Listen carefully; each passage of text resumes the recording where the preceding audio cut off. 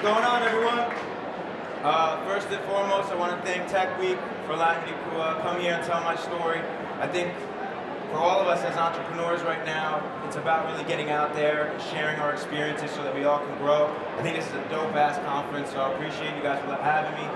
I did want to come out to Jay-Z. I think I'm going to have to wait till next time before coming out to some cool music, but I guess we'll wait for next time. By show of hands, I just want to see how many of you consider yourselves millennials here? Pretty cool. I think that regardless of age, if you're starting a company today or you're an entrepreneur, you're pretty much, in my opinion, somewhat part of this generation. And before getting into a little bit of my background and my story, I really want to talk about, I think, a few things of why we are who we are as millennials. And you know, for me, it started really with my upbringing. I mean, whoever raised you, your parents, your grandparents, whoever really raised you, I mean, it's pretty amazing, but they definitely did not have all of the resources that we have today. And I grew up with my parents kind of really teaching me that, you know, that in order to live the American dream to them was really to kind of get good grades, go to school, go to college, get a college degree, graduate, you know, and work the corporate ladder, get a great job, you know, build a family, live a nice life. And I actually got to see both my parents do that. You know, both my mother, she worked in a supermarket 7 days a week at an A&P. That was actually my first job. My father, he worked for Prudential his whole life, up until about 2008, which I'll get to in a little bit. And, you know, it was amazing. They thought that was only the one path. And today, you know, we really have multiple paths to becoming successful. So I think that was the first thing that really kind of shaped us. The second, I think, is the economy. And I think as, you know, as millennials, you know, even just us today as a generation, we really need to pay attention to the economy and the economics. And back in 2008, I think that really played a big part in shaping who we are. We got to see how all these institutions lied to us, went through a recession. I saw my father get laid off at that time, you know, and it was a tough time. And in 2008, I actually was a successful entrepreneur by that time. So I got to actually see how all my friends, because I dropped out of college my first semester, coming to me for jobs in 2008. They couldn't get work. And, you know, I saw that really changed our perspective on how we really looked up to institutions that our parents once did. And now we really looked at brands. We wanted to create our own destiny. We also looked at brands completely differently. We wanted to see eye to eye with brands. We wanted authenticity. We wanted to relate to those brands. And then the third thing that I think that really shaped us is why kind of we're all here today, is really technology. It's pretty amazing that you look back 20 years ago, you didn't have what the internet is today. You know, even over the past 10 years. You know, I'm using Instagram right now to build my brand. You know, I'm Snapchat.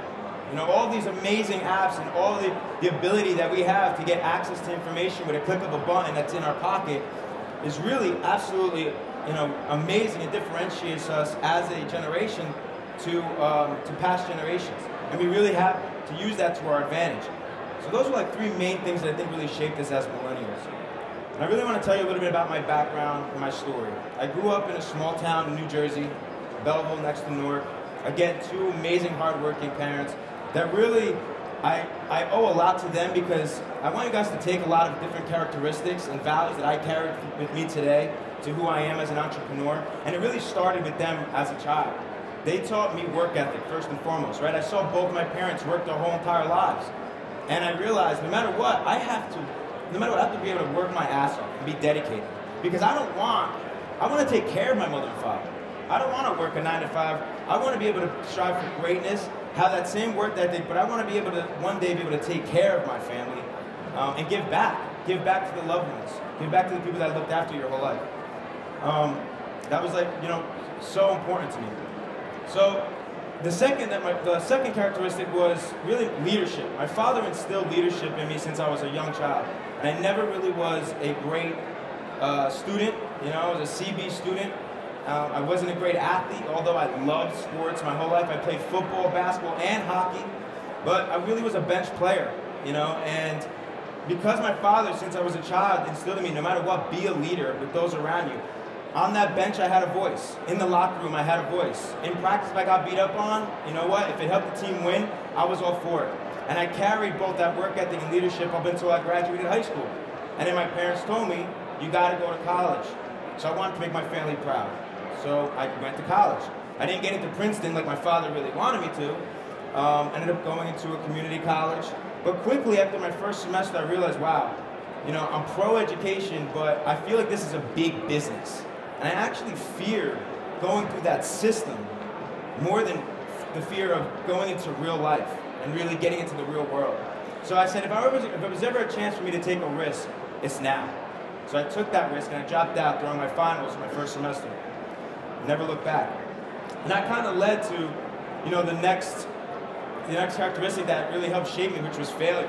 And I think you're gonna, as an entrepreneur, you have to be, you know, fearless. You have to be willing to understand that things are gonna go wrong. You're gonna have to learn to adapt and overcome. And my first company was a forum. I was very interested in the stock market. I wanted to learn about investing. And I think what inspired me to start this first website, which was a forum for stock traders, was because I was looking for it. I think any great innovation or great product or service or technology comes from solving something that you're looking for, solving a problem or something that you were looking for. And I've carried that all from when I first started that first forum all the way to this last company, Elite Daily, which we built and exited over the past 3 years. And I built it because there was no form of credibility for all the stock forums with traders for me to learn from. And I figured, well, why don't I just create a forum that has a similar rating system to eBay, where it's 1 to 5 stars, color coordinated, and then I would be able to, you know, learn from all these experienced traders and know who has credibility or not. And, you know, once I started it, I realized I had to make big sacrifices. And all my friends were in college, they were out partying, they were trying to pull me in different directions. But you know what, I worked every day and sacrificed all of that until 3 in the morning to advertise and build out that site. And learn different things like PPC and all different ways of marketing and digital marketing and doing video marketing, content marketing, anything I could do to get people to come to that site. Ended up getting about 10,000 active people on that site. And I ended up now using this platform to learn, how do I really invest into the stock market? How do I learn investing into stocks? And one day I get a phone call from a CEO who asked to advertise with me. I said, holy shit, I can actually advertise and monetize this in a different way. But he was like, how old are you? And he was like, I want to meet you. He brought me in. He realized I was only 19 at the time, kind of pioneering digital marketing for investor relations. And he was like, I'm going to teach you what investor relations is. And he offered me an opportunity to work with him while building my site. And he became my first mentor, which is so important.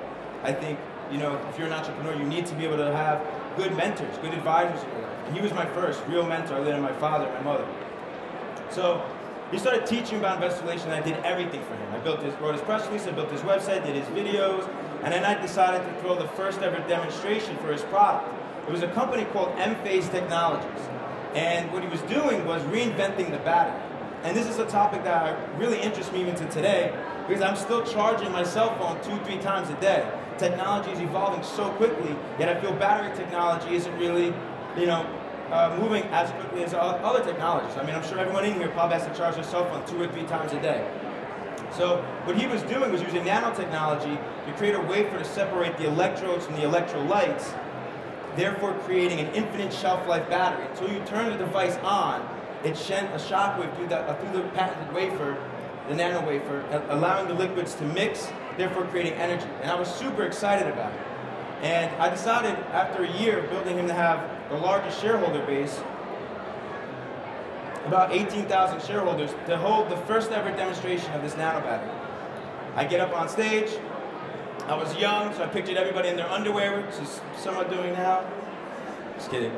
But I ended up inviting the chief scientist officer to come on stage, and he then unveiled the nano battery. We had 2 screens to the left and right of him showing how there was no energy being used. And when he hit that button, it was then going to show how the device turned on, therefore creating energy. It was a year of me advertising this company. 18,000 shareholders, investment bankers in the room. As soon as he hits this button, he's going to raise tens of millions of dollars and take the nano battery into mass production. He unveils it, he hits that button, and it doesn't work. I was distraught. I thought my career was over. I thought my credibility was over. But I had to fight through adversity. I had people come up to me in that room and said, I'm surprised you got me in this room, kid. Here's my card. And after a little bit, I decided, you know what? I got to learn from this. And what can I take from this? And what I ended up doing was saying, if I was able to do this for this one company, there's got to be other great companies out there that I can help and market them and use my skills. So I did. And by the time I was 24 in 2008, my company did 10 million in revenue, and I became a millionaire. And at that time is when all my friends are graduating, looking for jobs, calling me up. And then it kind of led me to my next move.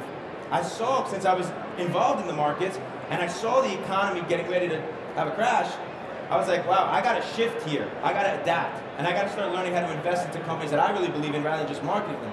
So I decided to fly and meet miners and commodities. I flew, and I think this is so important. No matter what you do, you have to do due diligence. You have to learn, dive in and do really great research. At that time, I wanted to learn about mining. So I flew to Guanajuato, Mexico, and I met the CEO of a company called Great Panther. And I went inside his mine. Didn't know what I was doing, but I was learning all about it. I thought you just mined and gold fell off rocks. It isn't. He showed me how he mined ore. I went into the mill, showed me how he milled it, what was happening. I understood all his financials, and then I made a big bet on him. I became my first multi-million-dollar trade, and the market crashed. And I hedged the market, did really well. And then something else happened. I had to fight the adversity again. I got overly confident in the market, and I started investing into TV everywhere, which now was a great move. But timing plays such a big role in anything you do that I timed it wrong. Actually, it worked out okay, but something happened. I timed it. It started doing really, really well. I was actually up, the biggest I've ever been in my entire life at the time. I was up $20 million on this trade. And I got overly confident, and the market crashed. It was just hype. And I lost all of that. And at that point in time, I was like, what am I going to do now? I just lost everything I've worked for up to this point. I just lost it all. So I decided, you know what? You take the shirt off my back, but I will continue to push forward no matter what. So I decided, at the time I had an intern working with me. He goes, well, why don't we start a website? A website that kind of speaks to our generation. All these publications have been handed down to us. Why don't we create something that's for Gen Y, by Gen Y? Why don't we create it? We came up with a name called Elite Daily. We bought it for $9.99. We were so passionate about this idea, we went to my apartment and we started every single day following our passion. And we never built a huge media company before, but we just followed that passion and we worked our asses off. And I think what was so important, other than just following your passion, no matter what you do, you have to have a solid team around you. I was lucky enough to have two co-founders that had different skills than me and had the work ethic, the leadership that I was born with, that put everything behind it and built such an amazing culture that we were able to eventually have 65 people that took our same values and aligned it with our goals. And we had an amazing team. And I think you need to have that no matter what you're building. You have to have the team that can align their goals. And that also goes into, not just from an operational standpoint, but from a strategic standpoint as well. We were lucky enough to, as we're building this company, realize we need to get some people on board that can really teach us how to really build this. So we decided to pinpoint John Steinberg and see how can we work to get John Steinberg on our advisory board, because he can help guide us, along with a lot of other great advisors that were on our board. David Nemitz being one of them, who built Bleacher's Report. You have to surround yourself with people that are going to push you and are going to be able to continue to educate you, to think higher. So what ended up happening, John Steinberg, a little earlier than I thought he would, after seeing the value we created over 3 years, he ended up making an offer that we thought was a great partnership for us. We ended up getting acquired by Daily Mail earlier this year. And now it's the next chapter of Elite Daily to continue to grow it. And, you know, there's one thing that I want you guys to take away from this, other than all those characteristics, is that when I was a kid, that American dream that my parents once told me, you know, what it was and about one path, it's completely changed. And we've redefined the American dream.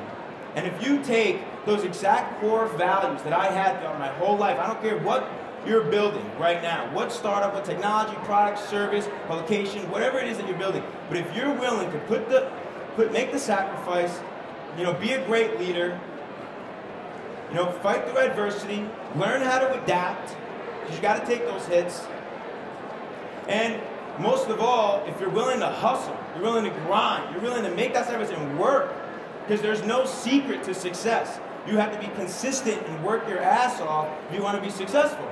You have to make that hustle. And most of all, if there's anything you can take away from it, it's continue to just follow your heart and follow your passion. I continue to do that. I look forward to continuing to do that.